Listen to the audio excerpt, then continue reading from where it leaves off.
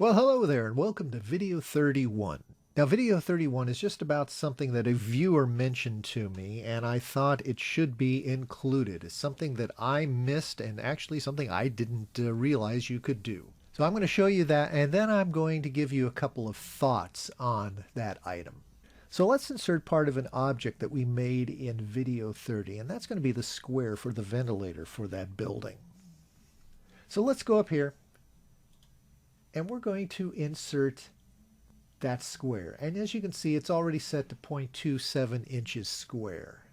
And I have a sheet of paper here that's 36 by 36 inches, and I'll explain why that is in a moment.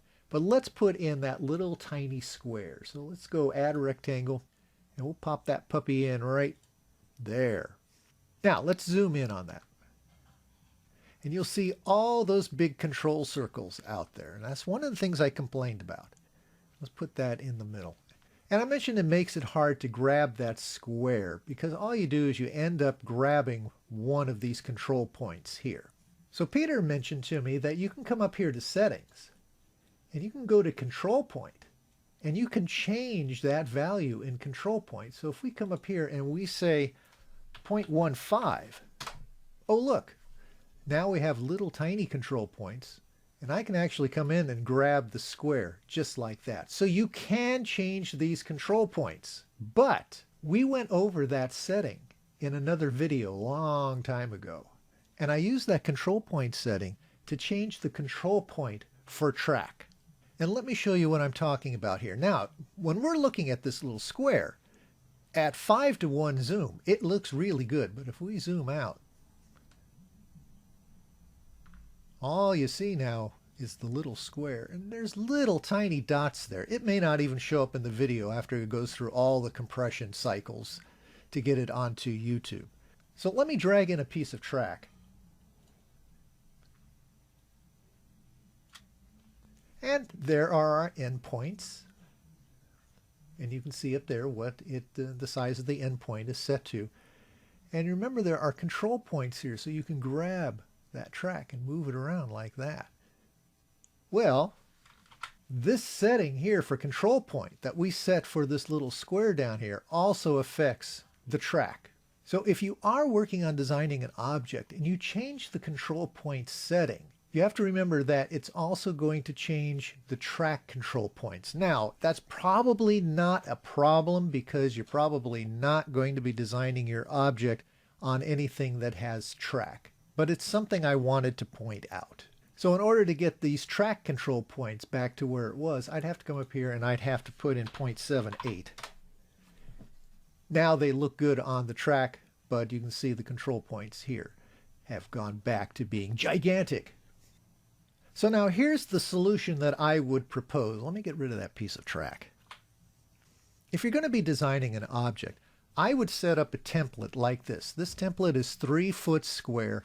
And that's probably big enough for most buildings that you're going to design. I mean, for me, if I had a building that was 3 feet wide or 3 feet deep, that's like 1/3 of the area that I have for my railroad. So, you know, this is probably a good size template to work with. And what I would do is I would simply come up to settings. Now, I'll leave everything up here, what measurement system you want, what grid size you want. Right now I have it set to 12 inches. What size drawing you want. And your snap to grid. I leave that all up to you. So I would set that control point to something smaller so when you're zoomed in and working on the details, it'll make it a little bit easier for you to manipulate whatever you're working on. Now I'm going to set this to 0.15 because that seemed to look pretty good when I was zoomed in on that. And then I'd simply come up here and I would say save as, and it opens up this folder because that was the last one. But I'd have a folder where I have my templates, and I just put in a template. And then whenever I need to design an object, I can just go grab that template, and I have the settings that I need. Now, what would be really nice if you could have 2 different settings for your control points.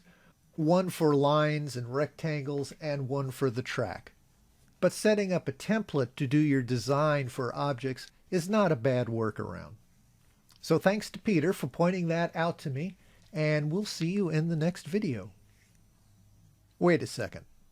I've actually made a video that's under 6 minutes long, and that just feels unnatural. Tell you what, I'll include 15 minutes of my dogs laying out on the deck in the beautiful Northern California sun.